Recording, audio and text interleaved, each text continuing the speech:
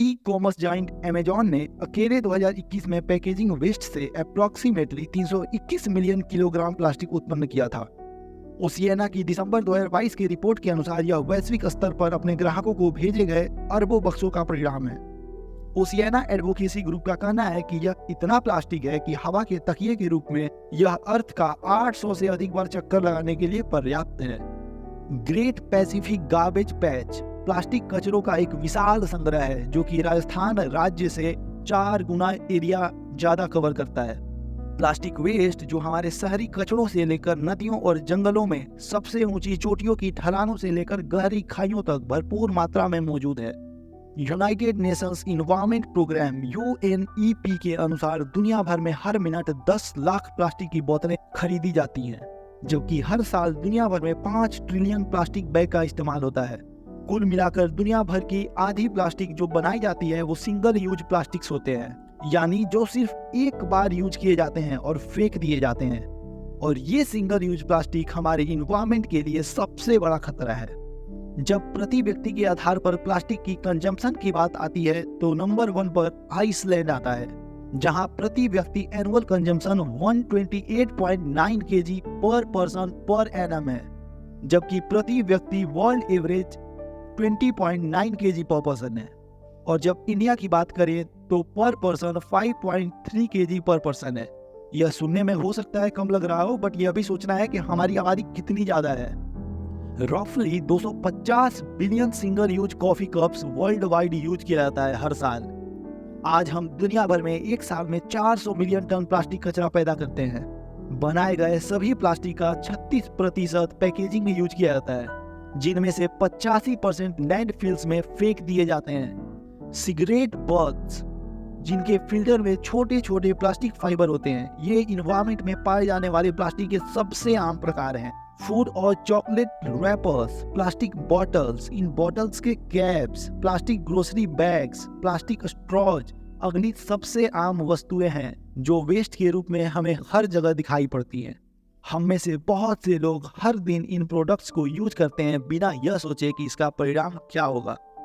इनमें से ज्यादातर कचरे नदियों के माध्यम से या अन्य माध्यमों से अंततः समुद्र में जाते हैं, जिसका रिजल्ट है the great Pacific garbage patch और इसके जैसे कई बड़े छोटे अन्य गार्बेजेज। इंडियन कोस्ट लाइन 7517 किलोमीटर तक फैली हुई है, जो 9 राज्यों से होकर गुजरती है, जिनमें से लगभग 3 करोड़ 30 लाख लोग समुद्र किनारे के 150 किलोमीटर के अंदर रहते हैं। 2011 की जनगणना के अनुसार देश के 4 में से 3 महानगर समुद्र किनारे हैं।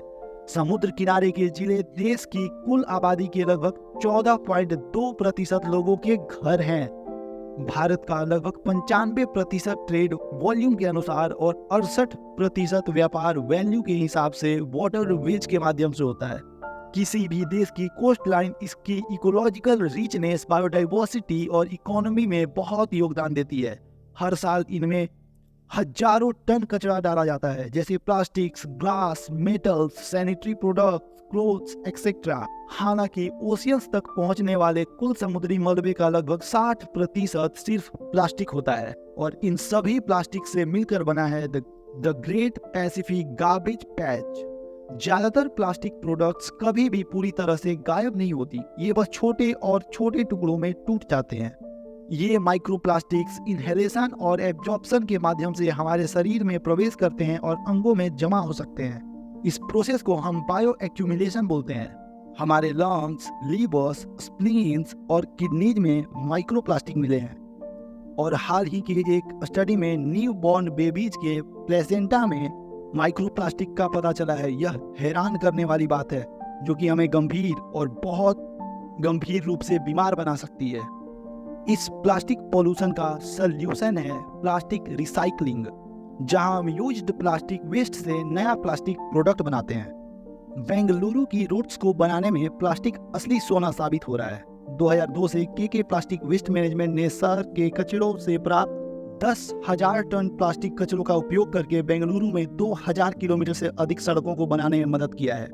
अगली बार जब आप बेंगलुरु की सड़कों पर चलें तो याद रखें कि रिसाइकल्ड प्लास्टिक वेस्ट आपके व्हील्स को पावर दे रही है। बिसलेरी ने बॉटल्स फॉर चेंज कैंपेन कार्यक्रम शुरू किया। 1 साल के भीतर ही इसने 200 से अधिक रिसाइकलिंग अवेयरनेस और कलेक्शन ड्राइव्स किए। हाउसिंग सोसाइटीज और कॉलेजेज में कार्यशालाएं आयोजित की, जिसमें 15 लाख नागरिक शामिल हुए। इस कार्यक्रम के तहत बिस्लेरी द्वारा पहले ही 4800 टन से अधिक प्लास्टिक को रिसाइकल किया जा चुका है। शहर में कचरा उठाने वाली संगठनों के साथ गठजोड़ करके और इस वेस्ट से रिसाइकल्ड फाइबर्स के कपड़े, विंडो ब्लिंस और हैंडबैग जैसे प्रोडक्ट्स का निर्माण किया गया, इन वेस्ट प्लास्टिक को इस्तेमाल करके, रिसाइकल करके। तो क्वेश्चन ये है कि हम प्लास्टिक पॉल्यूशन को कंट्रोल करने में अपना क्या कंट्रीब्यूशन दे सकते हैं। हम कुछ ऐसे ब्रांड्स का प्रोडक्ट यूज कर सकते हैं जो अपने प्रोडक्ट्स को मैन्युफैक्चर करने में रिसाइकल्ड प्लास्टिक वेस्ट इस्तेमाल करते हैं, जैसे नाइक। 2008 से नाइक के सभी एयर सोल्स में कम से कम 50% रिसाइकल्ड वेस्ट यूज होता है। प्रत्येक जोड़ी शूज में 6 रिसाइकल्ड प्लास्टिक यूज किया जाता है। एडिडास जूता निर्माण की कटाई और सिलाई प्रक्रिया में उपयोग किए जाने वाले पॉलिस्टर की मात्रा 60% तक कम कर देता है रिसाइकल्ड प्लास्टिक यूज करके। डेल ने 2014 में 14.5 मिलियन किलो प्लास्टिक कलेक्ट किया था अपने मॉनिटर्स और डेस्कटॉप्स को बनाने के लिए। हम और भी बहुत कुछ कर सकते हैं, जैसे बिना प्लास्टिक पैकेजिंग वाला भोजन चुनें, रीयूजेबल बैग यूज करें, जहां तक संभव हो प्लास्टिक को ना कहें, और भी बहुत कुछ। अभी तक हमने चौंकाने वाले आंकड़ों का पता लगाया, दिल दहला देने वाली दृश्य देखे और उन असंख्य तरीकों की पड़ताल की जिनसे प्लास्टिक कचरा हमारे इन्वायरमेंट, वाइल्ड लाइफ और हमें नुकसान पहुंचा रहा है। लेकिन बदलाव लाने की शक्ति हमारे अंदर है और इसकी शुरुआत जागरूकता, जवाबदेही और कार्रवाई से शुरू होती है।